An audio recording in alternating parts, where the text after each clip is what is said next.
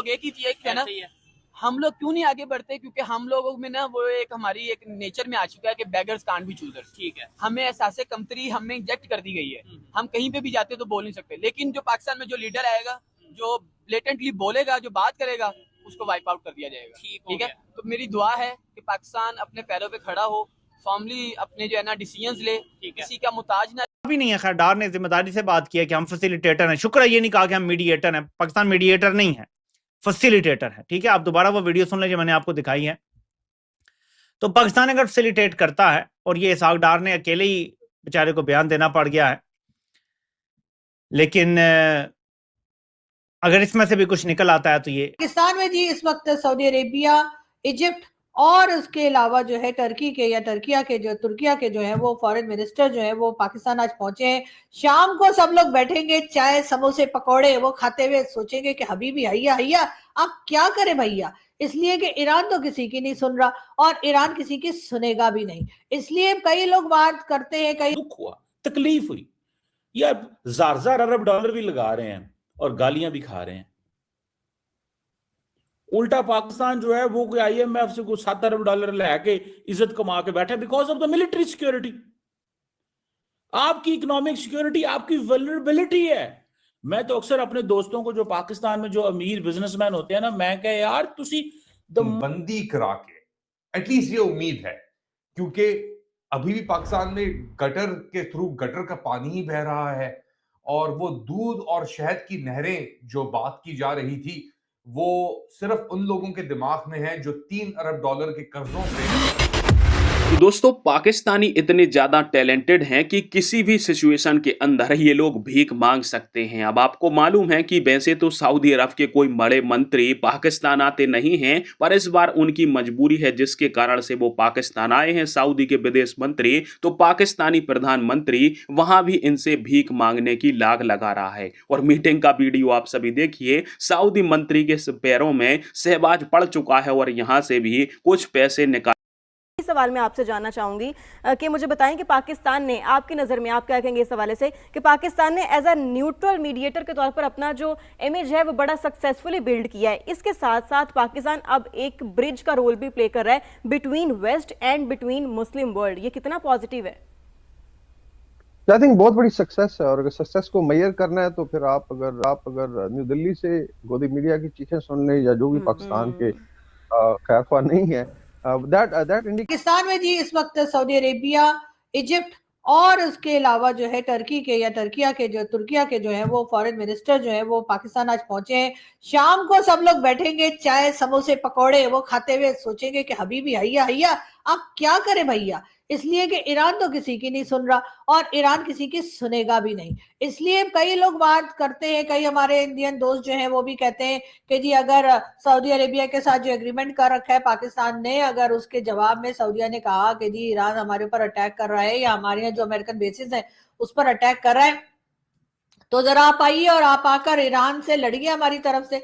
तो ऐसे में पाकिस्तान क्या करेगा? तो ऐसे में पाकिस्तान ये करेगा कि हम सऊदीया को यही कहेंगे कि भाई वो अपने एग्रीमेंट तो आपके साथ किया था, लेकिन उसमें जो है वो हमने ये नहीं कहा था कि हम ईरान से भी लड़ेंगे, इसलिए कि जाहिर है ईरान से तो अमेरिका नहीं लड़ पा रहा, तो हम किस खेत की मूली गाजर टिंडे आलू गोभी है, तो जाहिर है कि हमें तो फिर वो उसने बहुत मार लगानी है और इतनी मार लगानी मतलब मारेंगे 10 गिनेंगे 1। तो ये वाला चक्कर जो है जाहिर है कि हम तो अफोर्ड नहीं कर सकते, तो इसलिए हमने साफ साफ इस वक्त कहा नहीं है सऊदीया से, इसलिए कि आपको तो पता है कि MBS तो वैसे ही बड़े सेंसिटिव से हैं और उनसे तो अभी पहले ही बेचारे परेशान है, इतने दुखी हैं कि मैं आपको क्या बताऊं।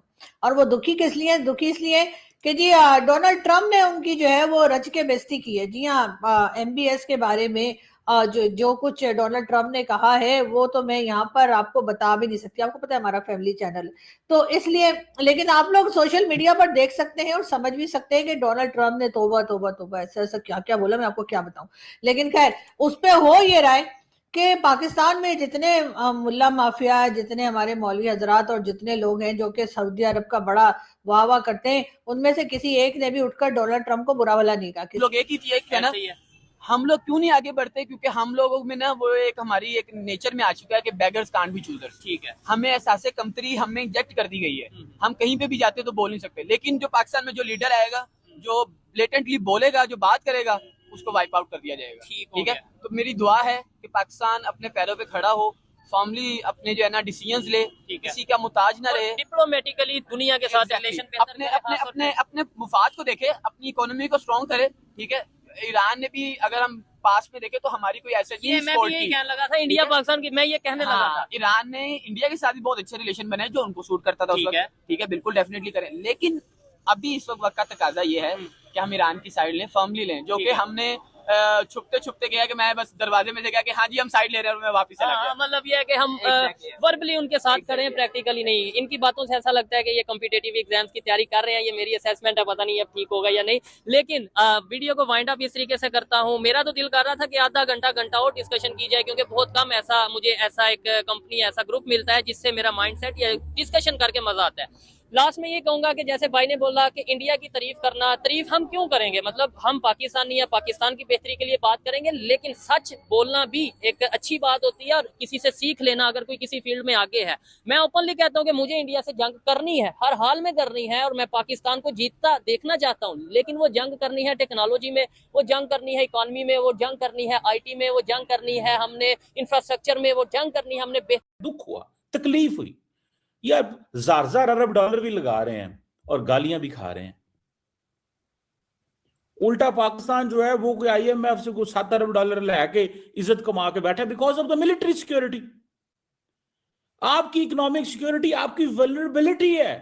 मैं तो अक्सर अपने दोस्तों को जो पाकिस्तान में जो अमीर बिजनेसमैन होते हैं ना, मैं कह यार तुसी the more rich you get the more vulnerable you get. जितने आप अमीर हो जाते हैं उतने आप डरपोक भी हो जाते हैं ना, बिकॉज ऑफ भाई you are too big to be fail, to lose yourself what you are, मतलब what you have built. So whatever you will do you will try to protect it because what you have made it. So you can only protect it in case you have a military security. दोस्तों, पाकिस्तान की media अभी 1-2 हफ्ते से खुद को बहुत बड़ा diplomacy king साबित करने में लगी हुई है, परंतु वो आप सभी जानते हो कि कितने ही बड़े डिप्लोमेसी किंग खुद को साबित कर लो, खुद की जो हरकतें हैं वो कभी आपसे दूर जाने वाली नहीं हैं। ऐसा ही शहबाज शरीफ और सऊदी अरब के विदेश मंत्री के मीटिंग के बीच में दिखाई देती हैं। इस मीटिंग को देखकर आप सभी भी यह सोच रहे होंगे कि एक मालिक है और एक नौकर है, और शायद नौकर मालिक के साथ मीटिंग करके किसी भी प्रकार की तनख्वाह लेने की बात कर रहा है। अब वैसे आपको बता दूं कि IMF ने पाकिस्तान को $1 बिलियन का लोन देने की मंजूरी दे दी है, पर वो लोन क्यों मिला है कि सऊदी अरब $3 बिलियन जो पाकिस्तान से लेने वाला था उसकी अवधि सऊदी अरब ने 2 महीने और बढ़ा दी है कि अभी हम पैसे नहीं लेंगे, आगे चल के ले लेंगे, क्योंकि सऊदी अरब को इस समय पाकिस्तान की जरूरत है। डिफेंस पैक्ट है इनके बीच में, पर पता नहीं वो पैक्ट पाकिस्तान ने कहां पर फाड़ के फेंक दिया है। ईरान सऊदी पर हमले कर रहा है और पाकिस्तान का प्रधानमंत्री लाग लगाए हुए है कि सऊदी विदेश मंत्री बड़ी मुश्किल से पाकिस्तान आया है तो क्यों ना $2-3 बिलियन यहीं पर कटोरा उठाकर मांग लिए जाएं। और सऊदी जो विदेश मंत्री है इसी कारण से इतनी